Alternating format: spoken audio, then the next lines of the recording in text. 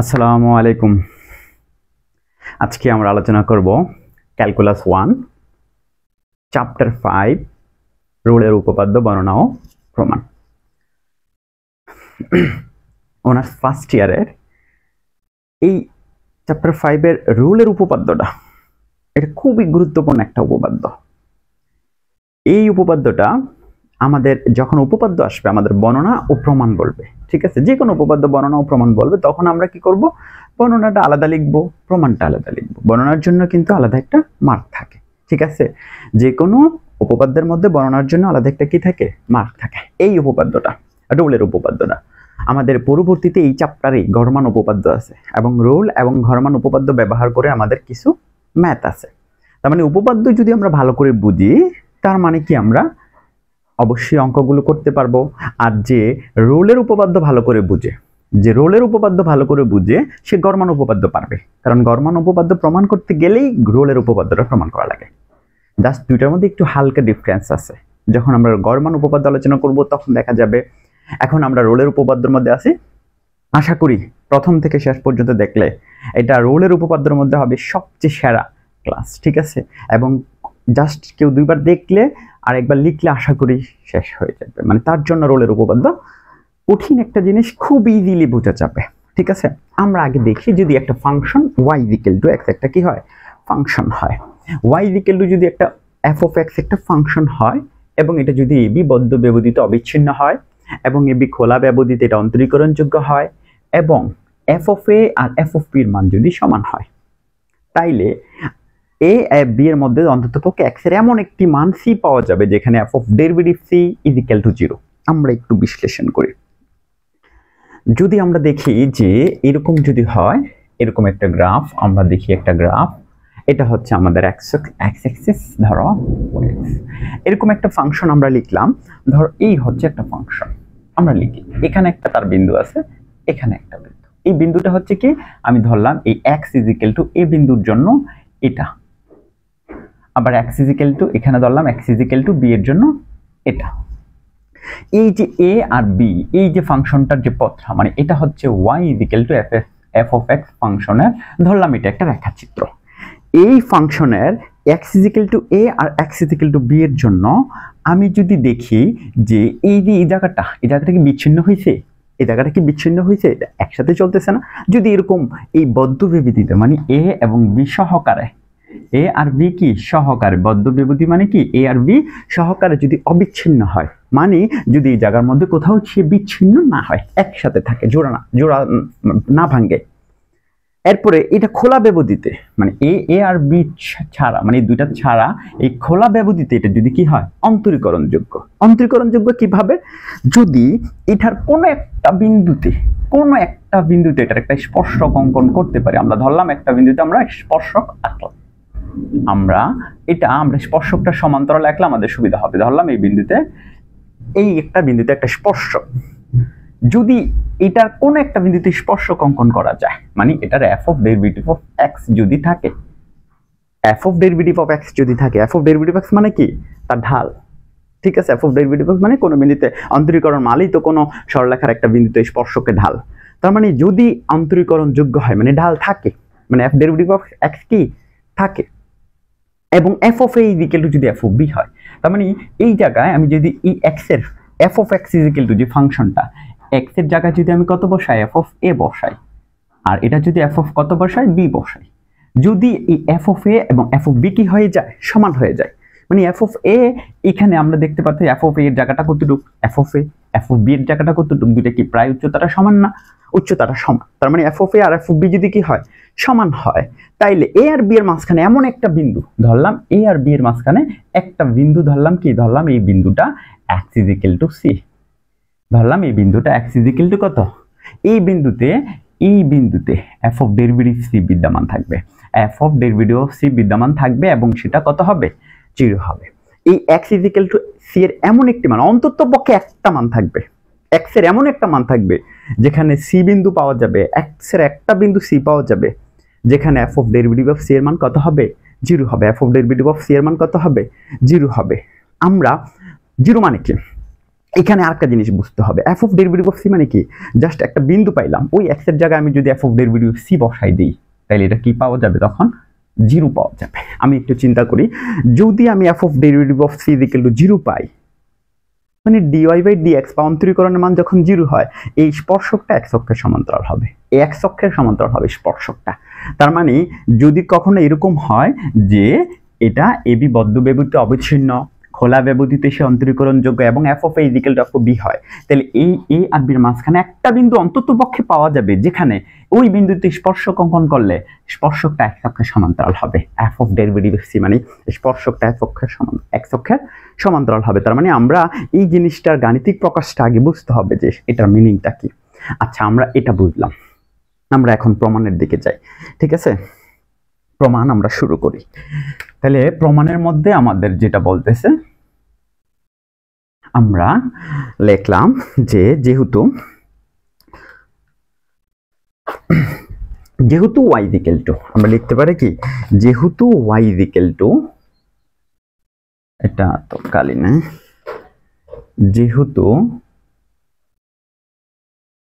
y equal to f of x, যেহেতু y equal to f of x function, আমরা জানি কি f of x function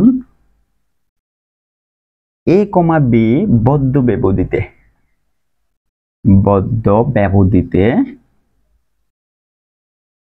অন্তরীকরণযোগ্য, অবিচ্ছিন্ন, বদ্ধ ব্যবধিতে কি অবিচ্ছিন্ন, এবং খোলা ব্যবধিতে, এবং এ বি এর খোলা ব্যবধিতে, মানে a, b খোলা ব্যবধিতে অন্তরীকরণ যোগ্য।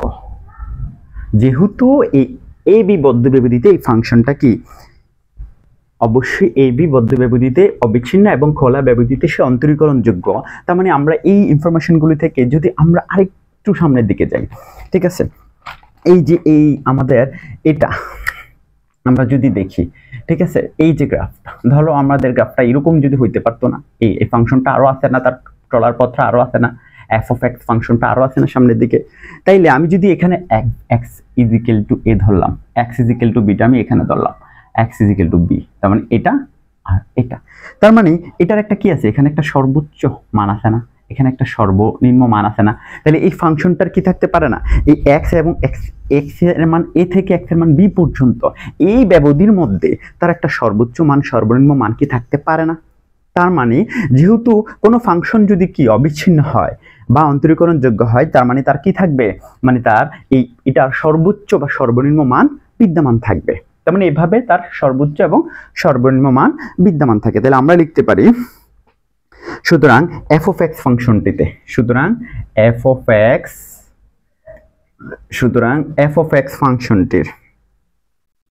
এক্স ফাংশনটির সর্বোচ্চ বা লঘিষ্ঠ বা গরিষ্ঠ মান, আমরা লিখতে পারি লঘিষ্ঠ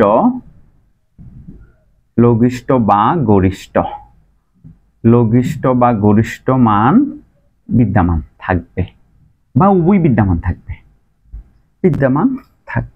কনফার্ম।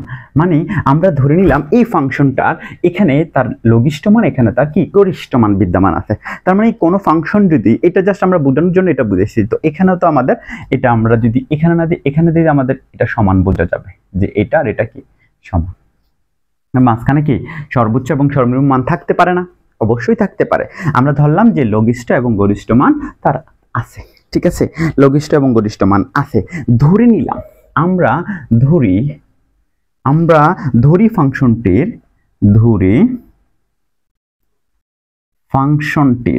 আমরা ধরলাম লঘিষ্ঠ মান। আমরা যদি দেখি লঘিষ্ঠ মান কত, ধরি ফাংশনটির লঘিষ্ঠ মান ছোট হাতের এম, যেহেতু লঘিষ্ঠ মান আছে, আমরা ধরলাম এই লঘিষ্ঠ মানটা তার কত, এম, ঠিক আছে, লঘিষ্ঠ মান এম, এবং ফাংশনটির এফ অফ এক্স ফাংশনটির গরিষ্ঠ মান, যেহেতু গরিষ্ঠ মানও আছে, তাহলে আমরা গরিষ্ঠ মান কত ধরলাম, বড় হাতের এম ধরলাম। তার মানে আমরা এখানে এই গরিষ্ঠ মানটাকে বড় হাতের এম ধরলাম। লঘিষ্ঠ মানটা ছোট হাতের এম ধরলাম এবং গরিষ্ঠ মানটাকে কি ধরলাম, বড় হাতের এম ধরলাম। মানে অবশ্যই দুইটা মানে থাকবে আমাদের, আমরা থাকতে পারে। ঠিক আছে, এখন এমন ঘটনা ঘটতে পারে, এখানে সবচেয়ে গুরুত্বপূর্ণ বিষয় কি, এখানে এমন একটা ঘটনা ঘটতে পারে, এমনও হইতে পারে কোনো ফাংশনের লঘিষ্ঠ মান গরিষ্ঠ মানের সমান হইতে পারে। আবার এমনও হইতে পারে লঘিষ্ঠ মান মাঝে মাঝে গরিষ্ঠ মানের থেকে কি হইতে পারে, বড় হইতে পারে। নামই লঘিষ্ঠ, কিন্তু যেমন এরকম হইতে পারে, একটা ফাংশন যদি সে চলার পথে এরকম ভাবে চলে, তার মানে এই যে এটা তার কি এটা তার গরিষ্ঠ মান না, এই বিন্দুতে তার গরিষ্ঠ মান বিদ্যমান থাকবে না, এই বিন্দুতে কি তার লঘিষ্ঠ মান বিদ্যমান থাকবে না। আমরা একটু দেখি তো, এই মান আর এই মান কি সমান? যদিও এটা লঘিষ্ঠ, যদিও এটা গরিষ্ঠ, বাট এখানে লঘিষ্ঠ মানটা কি, বড়। তার মানে লঘিষ্ঠ মান গরিষ্ঠ মানের সমান হইতে পারে, লঘিষ্ঠ মান গরিষ্ঠ মানের বড় হইতে পারে, লঘিষ্ঠ মান জেনারেলি ছোট হইতে পারে। আচ্ছা, তার মানে আমরা এখানে দেখলাম ফাংশনটির লঘিষ্ঠ মান আমরা এম ধরলাম, গরিষ্ঠ মান এম ধরলাম। এমনও হইতে পারে যে লঘিষ্ঠ মান গরিষ্ঠ মানের সমান, এমনও হইতে পারে লঘিষ্ঠ মান গরিষ্ঠ মানের সমান। যদি লঘিষ্ঠ মান গরিষ্ঠ মানের সমান হয়, ঠিক আছে, আমরা আরেকটা জিনিস দেখি, যদি ফাংশনটা লঘিষ্ঠ মান গরিষ্ঠ মানের সমান হয়, তাইলে এখানে লঘিষ্ঠ মান যত গরিষ্ঠ মান তত, মানে এরকম ফাংশনটা লঘিষ্ঠ মান আর গরিষ্ঠ মান সমান হইলে সেটা কি হয়ে যায়, সেটা আর এরকম থাকবে না, কারণ লঘিষ্ঠ মান আর গরিষ্ঠ মান তো সমানে, লঘিষ্ঠ মান আর গরিষ্ঠ মান তো সমানে, তার মানে সেটা আর কি থাকবে না, সেটা এক ছকের সমান্তরাল হয়ে যাবে। সুতরাং এখানে ঘটনা করতে পারে এই লঘিষ্ঠ মানটা, এই এমটা এম এর সমানও হইতে পারে, লঘিষ্ঠ মান গরিষ্ঠ মান সমানও হইতে পারে, আবার কি হইতে পারে, সমান নাও হইতে পারে। ঠিক আছে, তার মানে আমরা লিখতে পারি যে M is equal to M এবং এই M not is equal to M. এই উপপাদ্য প্রমাণের জন্য দেখো, প্রথম যে এই জায়গাটা লিখছি এটা তো আমরা একদম ইজি মনে রাখবো, আর এটা তো এই জায়গার উপর ভিত্তি করেই জাস্ট আমরা বুঝলাম যে কোনো ফাংশনের লঘিষ্ঠ এবং গরিষ্ঠ মান বিদ্যমান থাকবে। থাকার পরে আমরা ধরলাম এটা এম, এটা বড় হাতের এম। এখন দুইটা ঘটনা করতে পারে, লঘিষ্ঠ মান গরিষ্ঠ মানের সমান হইতেও পারে, সমান হইতেও পারে, সমান নাও হইতে পারে। তার মানে আমি যদি দেখি যে M is equal to M অথবা M not is equal to M, আমাদের প্রমাণ, এই উপপাদ্যটার মূল প্রমাণটা কোন জায়গাটা, এই যে এই জায়গাটা, এটা একটা আর এটা একটা, এই দুটো জিনিস যে বুঝে, এই দুটো জিনিস এখন ধাপে ধাপে আমরা শুধু প্রুফ করে দিব। যদি এম এর মান এম হয় তখন কি ঘটনা ঘটে, এম এর মান যদি এম না হয় তখন কি ঘটনা ঘটে, আমরা শুধু এটাই প্রমাণ করে দিব। আমরা একটু সামনের দিকে আগাই, আমরা এগুলো একটু মুছে ফেলি। এবার যদি এম এর মান এন এর সমান হয়, যেমনটা যদি প্রথম ক্ষেত্রে, আমরা এখানে দুইটা ক্ষেত্র উল্লেখ করি, ধরলাম প্রথম ক্ষেত্রে, প্রথম ক্ষেত্রে কি ঘটনা ঘটবে, যদি এম, প্রথম ক্ষেত্রে আমরা ধরে নিলাম যে এম, এই M is equal to M, মানে এম এর মানটা কার মানের সমান, ধরলাম প্রথম ক্ষেত্রে এন এর মানটা এম এর সমান। ঠিক আছে, যদি এম এর মানটা এন এর সমান হয়ে থাকে, মানে ওই যে সমান, মানে এটা যদি এরকম হয়ে থাকে ঘটনাটা, যদি এই বিন্দুটা কি হয়ে যায়, সমান হয়ে যায়, লঘিষ্ঠ মান এবং গরিষ্ঠ মান যদি সমান হয়, তাইলে কি ঘটনা ঘটবো, তাইলে আমরা লিখতে পারি f of x is equal to, F of x is equal to, তখন F of x is equal to লেখা যাবে f of x is equal to ধ্রুবক ফাংশন। কিভাবে ধ্রুবক হইল, ধ্রুবক ফাংশন কিভাবে ধ্রুবক হইল, এইদিকে তাকায় দেখো, এই যখন এটা লঘিষ্ঠ মান আর গরিষ্ঠ মান সমান হয়, এই এম আর এম সমান হবে, এই এম আর এম সমান হবে, তখন সেটা এক্স অক্ষের সমান্তরাল না, এক্স অক্ষের সমান্তরাল না। আর যেহেতু এক্স অক্ষের সমান্তরাল, তার মানে এক্স অক্ষের সমান্তরাল লেখা হয়েছে Y is equal to 2, Y is equal to কত, 2 বা 3 বা Y is equal to B, মানে একটা ধ্রুবক সংখ্যা। এক্স অক্ষের সমান্তরাল এখানে কি আসবে, একটা ধ্রুবক, তার মানে এফ অফ এক্স মানে ওয়াই, ওয়াই এর মান ধ্রুবক ফাংশন আসবে। আর আমরা এই ধ্রুবককে যদি এখন অন্তরীকরণ করি, এফ অফ এক্স কে অন্তরীকরণ করলে কত হয়, এফ ডেরিভেটিভ অফ এক্স, আর ধ্রুবকের যে কোনো ধ্রুবককে অন্তরীকরণ করলে কত হবে, 0 হবে। এখন আমরা টার্গেট কি, এই এম বিন্দু এবং এন বিন্দু ছিল একটা বিন্দু, এ বিন্দু এবং বি বিন্দুতে, কিন্তু আমরা কাজ করতেছি কি, তার মাঝখানে এমন একটা বিন্দু সি পাওয়া যাবে, তাইলে এ আর বি ছাড়া আমি যদি এখানে সি বসাই দিই, F of derivative of C, X এর জায়গায় সি বসাই দিলে এটা 0 হয় না। তার মানে আমরা দেখলাম যখন এই এম এর মান এন এর সমান হয়ে যাবে, লঘিষ্ঠ মান এবং গরিষ্ঠ মান সমান হয়ে যাবে, তখন এর ডেরিভেটিভ সি হয়। আমাদের মূল উপপাদ্য প্রুফ, প্রথম ক্ষেত্রে উপপাদ্য প্রমাণ হয়ে গেল। ঠিক আছে, প্রথম ক্ষেত্রে উপপাদ্যটা কি হয়ে গেল, প্রমাণ হয়ে গেল। এবার আমরা যাই দ্বিতীয় ক্ষেত্রে। দ্বিতীয় ক্ষেত্রে দুইটা ঘটনা ঘটতে পারে, এটা সমান হইতেও পারে, আবার এখানে দ্বিতীয় ক্ষেত্রে কি, এম এর মান এন এর মান সমান না। আমরা যেহেতু এন এর মান এম এর মান সমান না, আমরা দ্বিতীয় ক্ষেত্রেই আমরা জানলাম যে m এর মান not is equal two m, এটা কি না? এই দুইটা ক্ষেত্রকে নিয়ে আমাদের যত কাজ, এই দুইটা ক্ষেত্রকে নিয়ে আমাদের যত কাজ। এবার n এর মান যেহেতু m এর সমান না, তাহলে কি হবে? ঠিক আছে, যেহেতু আমরা লিখতে পারি যেহেতু m not is equal two m, ঠিক আছে, তখন আমরা লিখতে পারি যে তখন a ও b এর মধ্যে একটি মান, a ও b এর মধ্যে x এর একটি মান, a ও b এর মধ্যে x এর একটি মান c আছে। ধরে নিলাম যে a ও b এর মধ্যে একটা x এর মান কত আছে? c আছে। সে মানটা কি হইতে পারে? f of x is equal to c, বা আমরা লিখতে পারি x is equal to c, x is equal to c বিন্দুতে লঘিষ্ঠ মান বিদ্যমান, x is equal to c বিন্দুতে লঘিষ্ঠ মান বিদ্যমান, লঘিষ্ঠ মান বিদ্যমান। কিরকম হইতে পারে? যদি আমি একটু গ্রাফিক্যালি জিনিসটা বুঝি, ধরলাম একটা ফাংশন এরকম ভাবে সে চলতেছে, y ইকুয়াল টু fx ফাংশনটা, ঠিক আছে। তো সেই অনুযায়ী আমাদের এই বিন্দুটা এবং এই বিন্দুটা সমান হইতে হবে। তো আমরা x ইকুয়াল টু a বিন্দু পাইলাম, x ইকুয়াল টু b বিন্দু পাইলাম। a আর b এর মাঝখানে একটা আমরা c বিন্দু ধরছি যেখানে লঘিষ্ঠ মানটা থাকবে। যেহেতু m আর n লঘিষ্ঠ মান আর গরিষ্ঠ মান, এখানে লঘিষ্ঠ মান আর গরিষ্ঠ মান কি সমান? এর আগে সমান ছিল, লঘিষ্ঠ মান আর গরিষ্ঠ মান সমান ছিল, তখন ডাইরেক্ট প্রমাণ হয়ে গেছে। এখন যখন দেখলাম যে লঘিষ্ঠ মান আর গরিষ্ঠ মান সমান না, তার মানে ধরলাম লঘিষ্ঠ মানটা m। আমরা লঘিষ্ঠ মানকে নিয়ে আগে কাজ করব, তারপরে গরিষ্ঠ মানকে নিয়ে কাজ করব, ঠিক আছে। লঘিষ্ঠ মান ধরলাম এই x ইকুয়াল টু c বিন্দুতে লঘিষ্ঠ মানটা বিদ্যমান, মানে এই যে c বিন্দুতে x ইকুয়াল টু c বিন্দুতে ধরলাম, এখানে লঘিষ্ঠ মানটা কত? লঘিষ্ঠ মানটা হচ্ছে আমাদের m বিদ্যমান, ঠিক আছে। যেহেতু লঘিষ্ঠ মানটা বিদ্যমান, এই জায়গা থেকে আমি যদি একটু সামনের দিকে এদিকে আগার চেষ্টা করি, আচ্ছা এদিকে আগাইতে গেলে এই যে একটু এদিকে আগাইতে গেলে মানটা কি বড় হয় না? আবার এদিকে যাইতে গেলেও বড় হয় না।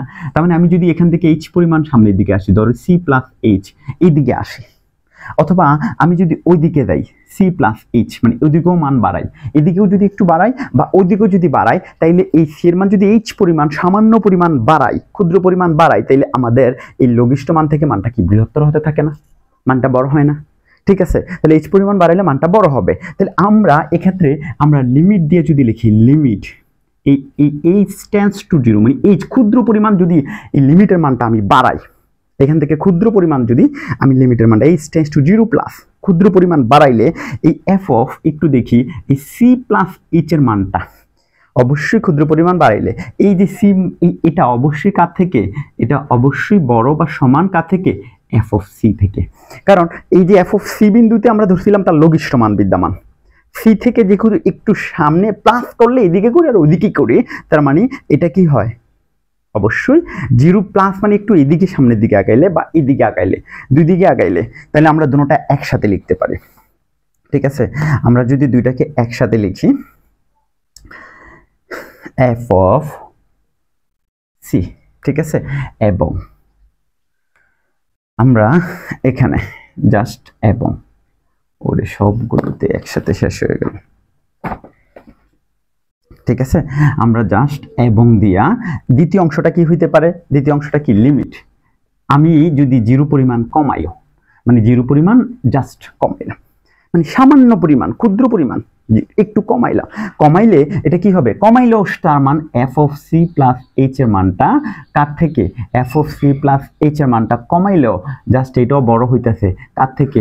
f অফ c থেকে, মানে c বিন্দু থেকে। এই f অফ c বিন্দু থেকে আমরা দেখলাম যে বাড়াইলেও এই f of c plus h এর মানটা f অফ c থেকে বেশি হয়। আবার যদি আমি এখানে 0 পরিমাণ ক্ষুদ্র পরিমাণ দুই দিকে গেলে, প্লাস গেলে এবং মাইনাস গেলে, আমি যদি এখান থেকে ক্ষুদ্র পরিমাণ h এর মান যদি c বিন্দু থেকে h এর মান ক্ষুদ্র পরিমাণ বাড়াই, তাও সে কি বাড়ে? ক্ষুদ্র পরিমাণ কমাইলে তাও বাড়ে। এখন আমরা যদি এটাকে limit h tends to 0, limit h tends to 0 কত আছে? এখানে প্লাস 0 প্লাস, এখানে f অফ কত আছে? c প্লাস h, এটা এদিকে নিয়ে আসলে মাইনাস এফ অফ সি, তারপরে এদিকে কত 0, তাহলে এবং দুইটা কাজ আমরা একসাথে করছি। Limit H tends to 0 minus F of C plus H minus F of c, এটা ওইদিকে নিয়ে আসলাম, greater than or equal f of 0 থাকবে, গ্রেটার দেন অর ইকুয়াল কত থাকবে 0 থাকবে। তাহলে আমরা দুইটা কাজ একসাথে করতেছি। এখন আমরা একটা কাজ করি, এটাকে আমরা মূল নিয়মের কাছে যদি যাইতে চাই, limit H tends to 0 plus, তারপর আমরা এখানে F of C plus H minus F of C এবার ডিভাইডেড বাই এইচ। একটু চিন্তা করি, আমি যদি এখানে এইচ দ্বারা ভাগ করতে চাই উভয় পক্ষে, এখানে তো 0 আছে, এই পক্ষে যদি এই পক্ষে তো আছেও 0, তার মানে আমি যদি এইচ দ্বারা ভাগ করতে চাই f of C plus h, এইচের মানটা কি 0 চেয়ে একটু বেশি না, 0 চেয়ে একটু বেশি না, একটু বেশি থেকে এফ অফ সি বাদ দিলে মানে এটা প্লাস থাকবে, মানে কি F of C plus H এর মান যদি আমি এইচ এর মান যদি 0 চেয়ে একটু বসাই, তাহলে এটার মান বড় না এই এফ অফ সি থেকে, তাহলে এটা থেকে এটা বাদ দিলে কি পজিটিভ না, পজিটিভ মানের এইচ দ্বারা ভাগ করলে কি আসবে একটা পজিটিভ মান আসবে, এইচ কিন্তু পজিটিভ যদি আমরা ধরি তাহলে এটা কি হবে পজিটিভ আসবে। তার মানে আমরা এটা একটু বুঝলাম যে এখানে পজিটিভ আসলে এটা পরিবর্তন হবে না। পরের অংশে যাই, লিমিট ক্ষুদ্র এইচ টেন্ডস টু 0 মাইনাস একটু ক্ষুদ্র মান এফ অফ, এবার দেখলাম আবার এইচ দ্বারা ভাগ করব, এফ অফ কত সি প্লাস এইচ, তারপর মাইনাস এফ অফ সি, এবার যদি আমরা এইচ দ্বারা ভাগ করি, এটা কিন্তু 0 চেয়ে মাইনাস একটু ক্ষুদ্র, তো এটা যদি একটু ক্ষুদ্র তাহলে এফ অফ সিটা কি বড়, তাহলে একটা নেগেটিভ মান চলে আসবে, ঠিক আছে, একটা কি নেগেটিভ মান চলে আসবে। যেহেতু এটা নেগেটিভ মান চলে আসছে, তার মানে আমরা যদি এইচ দ্বারা ভাগ করি, একটা নেগেটিভ মানের কোনো এইচ দ্বারা বা একটা পজিটিভ মান দিয়ে যদি ভাগ করি, সেটা কি নেগেটিভ হয়ে যাবে না? তার মানে এই চিহ্নটা আমরা জানি অসমতাগুলোর ক্ষেত্রে নেগেটিভ আসলে কি হয়ে যাবে 0 হয়ে যাবে, ঠিক আছে।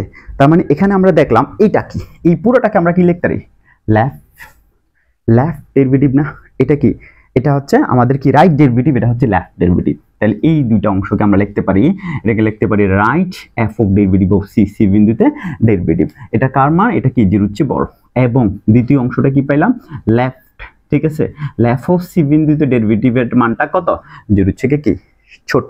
সুতরাং দেখলাম 0 থেকে ছোট কি এখানে 0 সমান, এই দুটো শর্ত যদি একই সাথে মানতে হয়, দুইটা কি একই সাথে মানে না, দুইটা কি মানে যদি ক্ষুদ্রমান বিদ্যমান থাকতে হয়, ক্ষুদ্রমান যদি মানে ছোট মান আর বড় মান যদি সমান না হয়, তাইলে দেখলাম এই দুইটা হয় এইদিকে আইব না এইদিকে আইব, দুইটা শর্ত একসাথে কাজ করতে যায় দেখলাম এই এফ অফ ডেরিভেটিভ মানে লেফট হ্যান্ড ডেরিভেটিভের মান 0 সমান বা 0 চেয়ে ছোট হবে, রাইট হ্যান্ড ডেরিভেটিভ 0 সমান বা 0 চেয়ে ছোট হবে। এই গণনাটা একসাথে মানতে গেলে ওই F of derivative equal to C হওয়া ছাড়া সম্ভব না। এই ঘটনা যদি এফ অফ ডেরিভেটিভ সি এর মান যদি 0 না হয়, সুতরাং আমরা লিখতে পারি কি F of derivative equal to C. তাহলে আমরা এখানে পাইলাম কি, ঠিক আছে, আমরা এখানে পাইলাম কি যে এখানে আমরা ওই M not equal to M এর জন্য যখন এটা লঘিষ্ঠ মান মানে এই সি বিন্দুতে আমরা কি ধরলাম লঘিষ্ঠ নিয়ে কাজ করছি, সি বিন্দুতে আমরা কি নিয়ে কাজ করছি লঘিষ্ঠ নিয়ে কাজ করছি, তখন F of derivative of C হয়ে গেছে। প্রথমে দেখলাম যদি এম আর এম এর মান, আমরা প্রথমে বুঝছিলাম এম আর এম কি ক্ষুদ্র বৃহৎ মান, ক্ষুদ্র বৃহৎ মান সমান হইতে পারে সমান নাও হইতে পারে, সমান হয়ে গেলে ডাইরেক্ট প্রমাণ, সমান না হইলে তাহলে এটা কি ক্ষুদ্র মান থাকতে পারে, সি বিন্দুতে যদি লঘিষ্ঠ মান থাকে তাইলে অপ্রমাণ হয়ে গেছে। এখন আমরা দ্বিতীয় ক্ষেত্রে এম ইকুয়াল টু এম না হইলে আবার এটা আমরা মুছে ফেলি, এটা সবাই লিখে ফেলি, দ্বিতীয় ক্ষেত্রে দ্বিতীয় অংশটা রয়ে গেছে, এটা বৃহৎ মানও থাকতে পারে, ঠিক আছে, এটার বৃহৎ মান আমাদের থাকতে পারে, একটু মুছে নি দ্বিতীয় ক্ষেত্রের দ্বিতীয় অংশ। আবার আমাদের কি হইতে পারে, আবার আমরা লিখতে পারি, আবার ধরে নিলাম যে এফ অফ এ কমা অন্তত পক্ষে এফ অফ লিখতে পারি কি আর দূর এ কমা বি ব্যবধিত, এ কমা কি ব্যবধিতে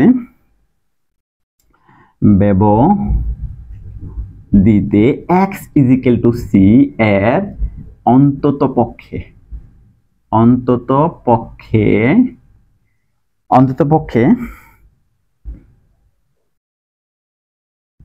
এক্স ইজিক্যাল টু বিন্দুতে আমরা এইভাবে না লিখে একটু সহজ ভাষা আগের মতো লিখি, ব্যবধিতে না লিখে এক্স ইজিক্যাল টু ধরলাম সি বিন্দুতে, এক্স ইজিক্যাল টু সি বিন্দুতে এক্স এর বৃহৎ মান, ঠিক আছে, এক্স ইজিক্যাল টু সি বিন্দুতে F of X function C, X equal to C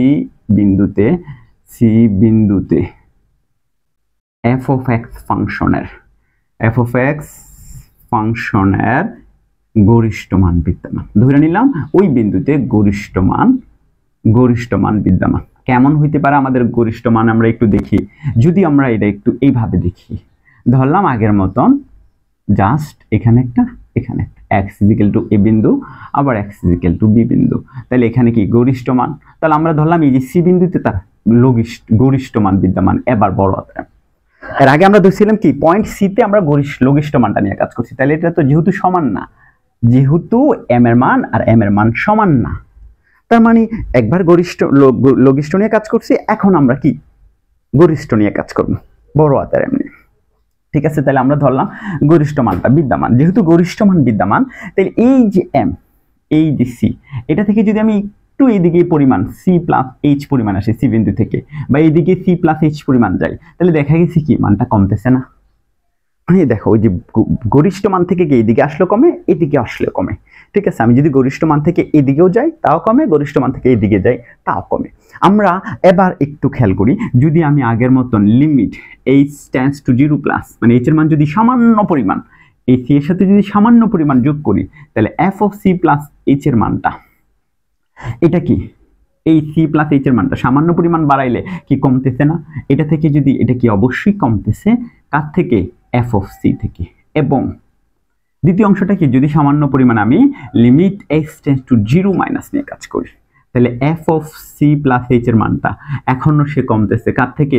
যদি মাইনাসও করি তাও সে কমে, তার মানে f অফ c থেকে সে এবারও কমে, এবারও সে f অফ c থেকে কমে। ঠিক আছে, এবারও সে f অফ c থেকে কমে। এবার আমরা একটু সহজ ভাষায় একটু দেখি এটা কি হয়। Limit h tends to 0 plus, h tends to 0 plus আমরা এদিকে নিয়ে আসি, f of c plus h, আমরা যদি এটা এদিকে নিয়ে আসি, এই জায়গায় একটু খেয়াল করি, এটা কি মাইনাস করে নিয়ে আসতে পারি না, তার মানে minus f of ch equal to 0, এবং এটা হচ্ছে কত, limit h tends to 0 minus f of c plus h minus f of minus f of c less than or equal 0। ঠিক আছে, মাইনাস f অফ c, দুইটা অংশ আমরা লিখলাম, দুইটা অংশ দুইটার ঘটনা, এদিকে আসলে এদিকে আসলে, মানে 0 প্লাস দিলে হয় 0 মাইনাস দিলে হয়, তাহলে দুইটা ঘটনা আমরা একসাথে করে নিচ্ছি আগের অংশের মতন। এবার আমরা একটু এই দ্বারা ভাগ করি, লিমিট আগের মতন h টেন্ডস টু 0 প্লাস, তারপরে এই দ্বারা ভাগ করলে কত, c plus h minus f of c divided by h দিয়ে ভাগ করলে, আচ্ছা এটা বড় না এটা বড়? অবশ্যই এটা বড়। কে বড়? অবশ্যই কে বড়?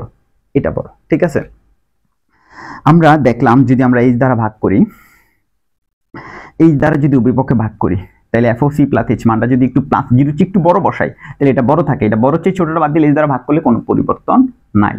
এবং এবার যদি দ্বিতীয় অংশটা নিয়ে আবার কাজ করি, h tends to 0 minus, h tends to 0 minus, ঠিক আছে 0 মাইনাস, তারপর f of c plus h minus f of c, আবার এই অংশটা যদি h দ্বারা ভাগ করি, তাহলে এইখানে কিন্তু h এর মানটা 0 চেয়ে ছোট, 0 চেয়ে ছোটের জন্য এটা কি ছোট, এটা কি বড়, তাহলে ছোট থেকে বড় বাদ দিলে নেগেটিভ থাকবে, h দ্বারা ভাগ করলে পজিটিভ, তার মানে এবারও আবার সামনের দিকে করে যাবে।